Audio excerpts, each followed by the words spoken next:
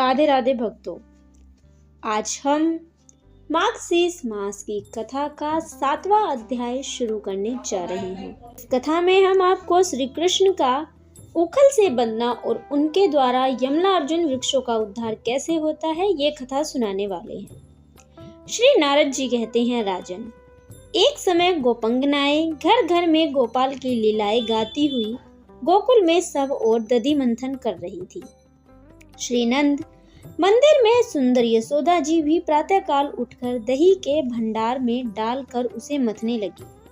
मथने की आवाज सुनकर श्री नंद नंदन भी नवीनती के लिए कोताहुलवश मंजरी की मधुर ध्वनि प्रकट करते हुए नाचने लगे।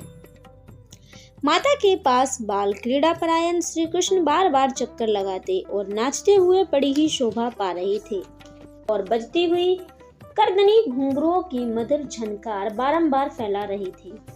वे माता से मीठे वचन बोलकर ताजा निकाला हुआ मक्खन मांग रहे थे। जब उन्हें वह नहीं मिला तब वे कुपित हो उठे और एक पत्थर का टुकड़ा लेकर उन्होंने दही मतने के पात्र पर मारा, जिससे वह पात्र फूट गया। ऐसा कर वे वहां से भाग चले। यशोदा भी अपने पुत्र को पकड़ने के लिए पीछे पीछे दौड़ी। वे उनसे एक हाथ आगे थे, किंतु वे उन्हें पकड़ नहीं पाती थी। जो योगेश्वरों के लिए भी दुर्लभ है, वे माता की पकड़ में कैसे आ सकते थे। निरपेश्वर तथापि श्री हरि ने भक्तों के प्रति अपनी भक्त वयस्कता दिखाई, इसलिए वे जानबूझकर माता के हाथ में आ गए। अपने बालक पुत्र को पकड़कर यशोदा ने रोषपूर्वक उखल में बांधना आरंभ किया। वे जो भी रस्सी उठाती वही उनके पुत्र के लिए छोटी पड़ जाती। वे कितनी भी बड़ी रस्सी उठा लाती वो भी उनके लिए छोटी पड़ जाती। जब यशोदा मैया बांधते बांधते थक गई तब हतो उत्साह होकर बैठ गई और बांधने की इच्छा छोड़ बैठी। तब भगवान श्री कृष्ण अपनी मर्जी से कृपा करते हुए माता के बंधन में आ गए। भगवान की ऐसी कृपा कर्म त्यागी ज्ञानियों को भी नहीं मिल सकी, फिर जो कर्मों में आसक्त हैं उनको तो कैसे मिल सकती है। यह भक्ति का प्रताप है कि वे माता के बंधन में आ गए। नरेश्वर, इसलिए भगवान ज्ञान के साधक आराधकों को मुक्ति भी देते हैं किंतु भक्ति नहीं देते।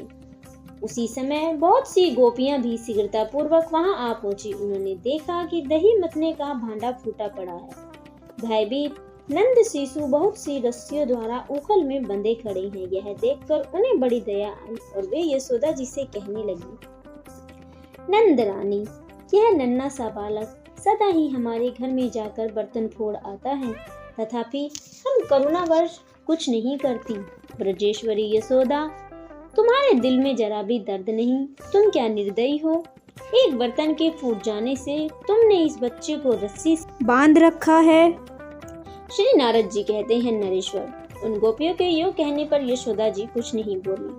वे घर के काम में लग गई। इस बीच मौका पाकर श्री कृष्ण ग्वाल बालों के साथ ओखली खींचते हुए यमुना जी के किनारे चले गए। यमुना जी के तट पर दो विशाल वृक्ष थे। वे एक दूसरे से जुड़े हुए थे। वे दोनों ही अर्जुन वृक्ष थे।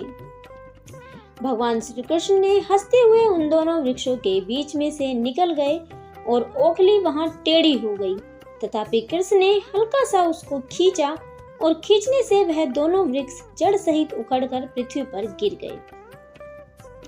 वृक्षों के गिरने से बहुत जोर से धमाके की आवाज आई। वज्रपात के समान भयंकर थी। उन दोनों वृक्षों से दो देवता निकले, ठीक उसी तरह जैसे काष्ठ से अग्नि प्रकट हुई है। उन दोनों देवताओं ने दामोदर की परिक्रमा करके अपने मुकुट से उनके पैर छुए और अपने हाथ जोड़े। वे उन श्री हरि के सामने नतमस्तक होकर इस प्रकार बोले, हे अच्युत, आपके दर्शन से हम दोनों को इसी क्षण ब्रह्म दंड से मुक्ति मिली है। अब हम दोनों से आपके निज भक्तों की अवहेलना न हो। आप करुणा की निधि हैं, जगत मंगल आपका स्वभाव है। आप दामोदर श्री कृष्ण और गोविंद को हमारा बारंबार नमस्कार है। नारद जी कहते हैं, इस प्रकार श्री हरि को नमस्कार करके वे दोनों देव कुमार उत्तर दिशा की ओर चल दिए। उसी समय भय से कातर नंद आदि समस्त गोप वहां आ पहुंचे और पूछने लगे, ब्रजपाल को बिना आंधी पानी के ये वृक्ष कैसे गिर पड़े? शीघ्र बताओ।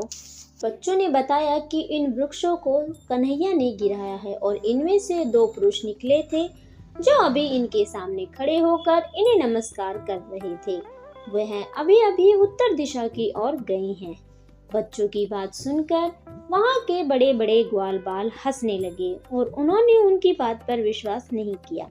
नंद जी ने ओखली में बंधे हुए अपने बेटे की रस्सियां खोल दी और लाड प्यार करते हुए गोद में उठाकर अपने शिशु को सूंघने और प्यार करने लगे और अपनी पत्नी को उन्होंने बहुत उलाना दिया और ब्राह्मणों को 100 गायें दान के रूप में दी।